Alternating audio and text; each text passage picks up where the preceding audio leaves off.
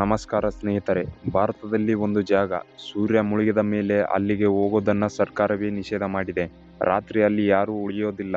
ಉಳಿದವರಲ್ಲಿ ಕೆಲವರು ವಿಚಿತ್ರ ಅನುಭವಗಳ ಬಗ್ಗೆ ಮಾತನಾಡಿದ್ದಾರೆ. ಕೆಲವರು ಅಲ್ಲಿ ಮಹಿಳೆಯ ಅಳುವ ಶಬ್ದ ಕೇಳಿಸಿದೆ ಅಂತ ಹೇಳ್ತಾರೆ. ಇನ್ನು ಕೆಲವರು ನೆರಳುಗಳನ್ನು ಓಡಾಡೋದನ್ನ ನೋಡಿದ್ದೀವಿ ಅಂತ ಹೇಳುತ್ತಾರೆ. ಆ ಜಾಗದ ಹೆಸರೇ ಬಾನ್ಗಢ್ ಫೋರ್ಟ್. ಭಾರತದ ಅತ್ಯಂತ ಹಾಂಟೆಡ್ ಪ್ಲೇಸ್ ಅಂತ ಕರೆಯಲಾಗುವ ಈ ಕೋಟೆ ಇವತ್ತಿಗೂ ಲಕ್ಷಾಂತರ ಜನರ ಕುತೂಹಲ ಕೇಂದ್ರವಾಗಿದೆ. ಆದರೆ ಪ್ರಶ್ನೆ ಏನು ಗೊತ್ತಾ? ಇದು ನಿಜವಾಗಿಯೂ ಭೂತಗಳ ಕೋಟೆಯಾ ಅಥವಾ ಜನರ ಭಯ ಮತ್ತು ಕಲ್ಪನೆಯಿಂದ ಹುಟ್ಟಿದ ಒಂದು ದೊಡ್ಡ ಕಥೆನಾ?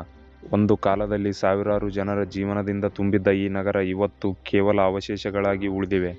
ಈ ನಗರ ಹೇಗೆ ನಾಶವಾಯಿತು? ಯಾಕೆ ರಾತ್ರಿಯಲ್ಲಿ ಯಾರೂ ಉಳಿಯೋದಿಲ್ಲ? ಪ್ರಿನ್ಸೆಸ್ ರತ್ನಾವತಿ ಮೇಲೆ ನಡೆದದ್ದು ಏನು? ಸಾಧು ಕೊಟ್ಟ ಶಾಪ ನಿಜವಾಗಿತ್ತಾ? ಇವತ್ತಿನ ಈ ವಿಡಿಯೋದಲ್ಲಿ ನಾವು ಬಾನ್ಗಢ್ ಫೋರ್ಟ್ ಸಂಪೂರ್ಣ ರಹಸ್ಯದ ಬಗ್ಗೆ ನೋಡೋಣ. ಆದರೆ ವಿಡಿಯೋ ಶುರು ಮಾಡೋ ಮೊದಲು ನೀವು ಇಂತಹ mystery, dark facts, horror documentary video ಇಷ್ಟಪಡುತ್ತಿದ್ರೆ ಈಗಲೇ ನಮ್ಮ ಚಾನಲ್ ಅನ್ನು ಸಬ್ಸ್ಕ್ರೈಬ್ ಆಗಿ ಮತ್ತು ಈ ವಿಡಿಯೋಗೆ ಲೈಕ್ ಮಾಡಿ. ಬಾನ್ಗಢ್ ಫೋರ್ಟ್ ರಾಜಸ್ಥಾನ ರಾಜ್ಯದ ಅಲ್ವಾರ್ ಡಿಸ್ಟ್ರಿಕ್ಟ್ನಲ್ಲಿ ಇದೆ. ಅರವಳ್ಳಿ ಪರ್ವತಗಳ ಮಧ್ಯೆ ಇರುವ ಈ ಕೋಟೆ ಮೊದಲ ನೋಟಕ್ಕೆ ನೋಡಿದರೆ ಸಾಮಾನ್ಯ ಹಿಸ್ಟಾರಿಕಲ್ ಪ್ಲೇಸ್ ಅನ್ನಿಸುತ್ತದೆ. ಆದರೆ ಅದರ ಒಳಗೆ ಕಾಲಿಟ್ಟ ಕ್ಷಣದಿಂದಲೇ ಒಂದು ವಿಚಿತ್ರ ನಿಶ್ಶಬ್ದತೆ ನಮ್ಮನ್ನು ಕಾಡಲು ಶುರು ಮಾಡುತ್ತದೆ. ಕೋಟೆಯ ಸುತ್ತಲೂ ದೊಡ್ಡ ದೊಡ್ಡ ಪರ್ವತಗಳು, ಹಳೆಯ ದೇವಸ್ಥಾನಗಳು, ಕುಸಿದು ಬಿದ್ದ ಮನೆಗಳು, ಖಾಲಿ ರಸ್ತೆ ಮತ್ತು ಎಲ್ಲೆಲ್ಲೂ ಅವಶೇಷಗಳು ಮಾತ್ರ ಕಾಣಿಸುತ್ತವೆ. ಒಂದು ಕಾಲದಲ್ಲಿ ಇಲ್ಲಿ ದೊಡ್ಡ ಮಾರ್ಕೆಟ್ ಇತ್ತು ಅಂತ ಹೇಳಲಾಗುತ್ತದೆ. ಸಾವಿರಾರು ಜನ ಇಲ್ಲಿ ವಾಸ ಮಾಡ್ತಿದ್ರು. ವ್ಯಾಪಾರ, ಸಂಗೀತ, ಸಂಭ್ರಮದಿಂದ ತುಂಬಿದ ನಗರ ಇಂದು ಸಂಪೂರ್ಣ ಖಾಲಿಯಾಗಿದೆ. ಅತ್ಯಂತ ಭಯಾನಕ ವಿಷಯ ಏನು ಗೊತ್ತಾ? ಕೋಟೆಯ ಪ್ರವೇಶದ ಬಳಿ ಒಂದು ವಾರ್ನಿಂಗ್ ಬೋರ್ಡ್ ಕೂಡ ಇದೆ. ಈ ಬೋರ್ಡ್ನಲ್ಲಿ ಸ್ಪಷ್ಟವಾಗಿ ಬರೆಯಲಾಗಿದೆ, ಸೂರ್ಯಾಸ್ತದ ನಂತರ ಮತ್ತು ಸೂರ್ಯೋದಯಕ್ಕೂ ಮೊದಲು ಇಲ್ಲಿ ಪ್ರವೇಶ ನಿಷೇಧಿಸಲಾಗಿದೆ. ಈ ರೀತಿಯ ವಾರ್ನಿಂಗ್ ಭಾರತದಲ್ಲಿ ಬಹಳ ಕಡಿಮೆ ಹಿಸ್ಟಾರಿಕಲ್ ಪ್ಲೇಸ್ಗಳಲ್ಲಿ ಮಾತ್ರ ಕಾಣಿಸುತ್ತದೆ. ಅದಕ್ಕೆ ಕಾರಣ ಈ ಕೋಟೆಯ ಬಗ್ಗೆ ಜನರಲ್ಲಿ ಇನ್ನಷ್ಟು ಭಯ ಮತ್ತು ಕುತೂಹಲ ಹುಟ್ಟಿದೆ. ಬಾನ್ಗಢ್ ಕೋಟೆಯನ್ನು 17ನೇ ಶತಮಾನದಲ್ಲಿ ರಾಜ ಮಧೋ ಸಿಂಗ್ ನಿರ್ಮಿಸಿದನು. ಅವನು ಮುಘಲ್ ಎಂಪರರ್ ಅಕ್ಬರ್ನ ಸೇನೆಯಲ್ಲಿ ಪ್ರಮುಖ ವ್ಯಕ್ತಿಯಾಗಿದ್ದನು. ಆ ಕಾಲದಲ್ಲಿ ಬಾನ್ಗಢ್ ಒಂದು ಶ್ರೀಮಂತ ನಗರವಾಗಿತ್ತು. ಇಲ್ಲಿ ವ್ಯಾಪಾರಿಗಳು, ಯೋಧರು, ಕಲಾವಿದರು, ಸಾಮಾನ್ಯ ಜನ, ಸಾವಿರಾರು ಜನ ವಾಸ ಮಾಡ್ತಿದ್ರು. ನಗರದಲ್ಲಿ ದೇವಸ್ಥಾನ, ಅರಮನೆ, ಮಾರುಕಟ್ಟೆ ಎಲ್ಲವೂ ಇದ್ದವು. ಆದರೆ ಕೆಲವೇ ವರ್ಷಗಳಲ್ಲಿ ಈ ದೊಡ್ಡ ನಗರ ಹಠಾತ್ ಖಾಲಿಯಾಯಿತು. ಜನ ಯಾಕೆ ನಗರ ಬಿಟ್ಟು ಹೋದ್ರು ಅನ್ನೋದಕ್ಕೆ ಸ್ಪಷ್ಟ ಉತ್ತರ ಇವತ್ತಿಗೂ ಸಿಕ್ಕಿಲ್ಲ. ಕೆಲವರು ಯುದ್ಧದಿಂದ ನಗರ ನಾಶವಾಯಿತು ಅಂತ ಹೇಳ್ತಾರೆ. ಇನ್ನು ಕೆಲವರು ಬರಗಾಲ ಮತ್ತು ನೀರಿನ ಸಮಸ್ಯೆ ಕಾರಣ ಅಂತ ಹೇಳ್ತಾರೆ. ಆದರೆ ಸ್ಥಳೀಯ ಜನ ಏನು ಹೇಳ್ತಾರೆ ಗೊತ್ತಾ? ಈ ನಗರ ಒಂದು ಶಾಪದಿಂದ ನಾಶವಾಯಿತು. ಅಲ್ಲಿಂದಲೇ ಬಾನ್ಗಢ್ನ ನಿಜವಾದ ಮಿಸ್ಟ್ರಿ ಶುರುವಾಗುತ್ತದೆ. ಬಾನ್ಗಢ್ ಫೋರ್ಟ್ ಬಗ್ಗೆ ಅತ್ಯಂತ ಪ್ರಸಿದ್ಧವಾದ ಕತೆ ಪ್ರಿನ್ಸೆಸ್ ರತ್ನಾವತಿಯದ್ದು. ಅವಳು ತುಂಬಾ ಸುಂದರ ರಾಜಕುಮಾರಿ. ಅವಳ ಸೌಂದರ್ಯದ ಬಗ್ಗೆ ದೂರದೂರಿಗೂ ಗೊತ್ತಿತ್ತು. ಅದೇ ಸಮಯದಲ್ಲಿ ಸಿಂಗಿಯಾ ಅನ್ನುವ ಒಬ್ಬ ತಾಂತ್ರಿಕ ಅಲ್ಲಿ ವಾಸ ಮಾಡುತ್ತಿದ್ದನು. ಅವನು ರತ್ನಾವತಿ ಮೇಲೆ ಅತಿಯಾದ ವ್ಯಾಮೋಹ ಹೊಂದಿದ್ದನು.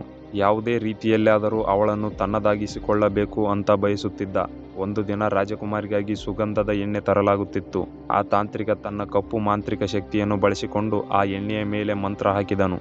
ಆ ಎಣ್ಣೆ ಬಳಸಿದರೆ ರಾಜಕುಮಾರಿ ಅವನಿಗೆ ಸೆಳೆಯಲ್ಪಡುತ್ತಾಳೆ ಅಂತ ಅವನು ನಂಬಿದ್ದ. ಆದರೆ ರತ್ನಾವತಿಗೆ ಈ ವಿಷಯ ಗೊತ್ತಾಯಿತು. ಅವಳು ಈ ಎಣ್ಣೆಯನ್ನು ಒಂದು ದೊಡ್ಡ ಕಲ್ಲಿನ ಮೇಲೆ ಸುರಿದಳು. ಕಥೆಯ ಪ್ರಕಾರ ಮಂತ್ರದ ಪರಿಣಾಮದಿಂದ ಆ ದೊಡ್ಡ ಕಲ್ಲೇ ಸಿಂಗಿಯ ಕಡೆಗೆ ಉರುಳಿ ಹೋಗಿ ಅವನನ್ನು ಕೊಂದಿತು. ಸಾಯುವ ಮೊದಲು ಸಿಂಗಿಯ ಒಂದು ಭಯಾನಕ ಶಾಪ ಕೊಟ್ಟನು, ಈ ನಗರ ಸಂಪೂರ್ಣ ನಾಶವಾಗಲಿ, ಇಲ್ಲಿ ಯಾರಿಗೂ ಶಾಂತಿ ಸಿಗಬಾರದು. ಅದಾದ ಕೆಲವೇ ಸಮಯದಲ್ಲಿ ಬಾನ್ಗಢ್ ನಗರ ಕುಸಿಯಲು ಆರಂಭವಾಯಿತು ಅಂತ ಜನ ಹೇಳುತ್ತಾರೆ. ಬಾನ್ಗಢ್ ಫೋರ್ಟ್ ಬಗ್ಗೆ ಇನ್ನೊಂದು ಭಯಾನಕ ಕಥೆ ಇದೆ. ಕೋಟೆ ನಿರ್ಮಾಣವಾಗುವ ಮೊದಲು ಅಲ್ಲಿ ಒಬ್ಬ ಸಾಧ ತಪಸ್ಸು ಮಾಡುತ್ತಿದ್ದನು.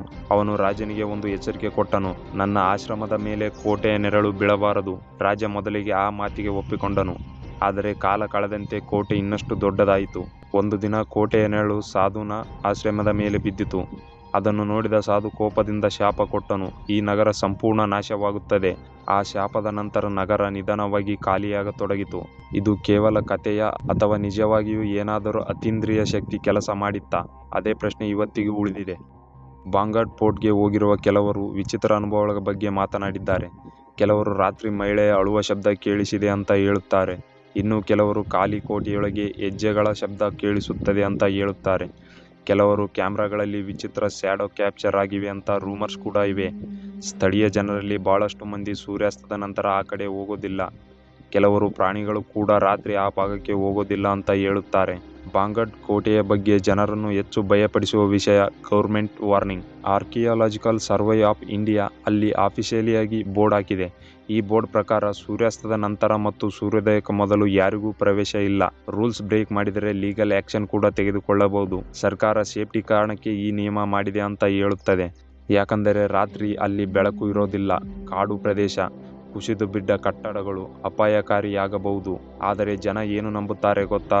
ಸರ್ಕಾರಕ್ಕೆ ಅಲ್ಲಿ ನಡೆಯುವ ವಿಚಿತ್ರ ಘಟನೆಗಳ ಬಗ್ಗೆ ಗೊತ್ತಿದೆ, ಅದಕ್ಕಾಗಿ ರಾತ್ರಿ ಬ್ಯಾನ್ ಮಾಡಿದ್ದಾರೆ. ಈ ಥಿಯರಿ ಇಂಟರ್ನೆಟ್ನಲ್ಲಿ ಇನ್ನಷ್ಟು ಮಿಸ್ಟರಿ ಕ್ರಿಯೇಟ್ ಮಾಡಿದೆ. ಆದರೆ ಸೈನ್ಸ್ ಏನು ಹೇಳುತ್ತದೆ? ಸೈಕಾಲಜಿಸ್ಟ್ಗಳ ಪ್ರಕಾರ ಭಯಾನಕ ಜಾಗಗಳಿಗೆ ಹೋದಾಗ ಮಾನವನ ಮೆದುಳು ಸಾಮಾನ್ಯ ಶಬ್ದಗಳನ್ನೇ ವಿಚಿತ್ರವಾಗಿ ಅರ್ಥ ಮಾಡಿಕೊಳ್ಳುತ್ತದೆ. ಗಾಳಿಯ ಶಬ್ದ, ಪ್ರಾಣಿಗಳು ಕೂಗುವುದು, ಕುಸಿದ ಕಟ್ಟಡಗಳ ಇಕೋ ಇವೆಲ್ಲವೂ ಗೋಸ್ಟ್ ಸೌಂಡ್ ಅನ್ನಿಸುತ್ತದೆ.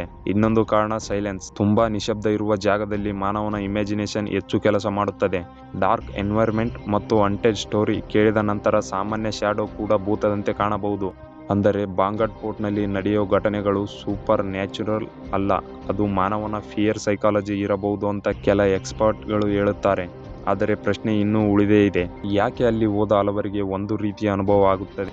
ಬಾಂಗಡ್ ಫೋರ್ಟ್ ಒಂದು ಕಾಲದಲ್ಲಿ ಜೀವಂತ ನಗರ, ಇವತ್ತು ಭಾರತದ ಅತ್ಯಂತ ಮಿಸ್ಟೀರಿಯಸ್ ಪ್ಲೇಸ್ ಆಗಿದೆ. ಪ್ರಿನ್ಸೆಸ್ ರತ್ನಾವತಿಯ ಶಾಪವ, ಸಾಧುನ ಕೋಪವ, ಅಥವಾ ಕೇವಲ ಮಾನವರ ಭಯವೇ? ಇದಕ್ಕೆ ಸ್ಪಷ್ಟ ಉತ್ತರ ಇವತ್ತಿಗೂ ಯಾರಿಗೂ ಸಿಕ್ಕಿಲ್ಲ. ಆದರೆ ಒಂದು ವಿಷಯ ಖಚಿತ, ಬಾಂಗಡ್ ಫೋರ್ಟ್ ಹೆಸರು ಕೇಳಿದರೆ ಜನರಿಗೆ ಇವಾಗಲೂ ಭಯ ಹುಟ್ಟುತ್ತದೆ. ನಿಮಗೆ ಏನನಿಸುತ್ತದೆ? ನಿಜವಾಗಿಯೂ ಅಲ್ಲೂ ಪ್ಯಾರಾನಾರ್ಮಲ್ ಪವರ್ಸ್ ಇದೆಯಾ, ಅಥವಾ ಇದು ಕೇವಲ ಮೈತ್ ಮತ್ತು ಇಮ್ಯಾಜಿನೇಷನಾ?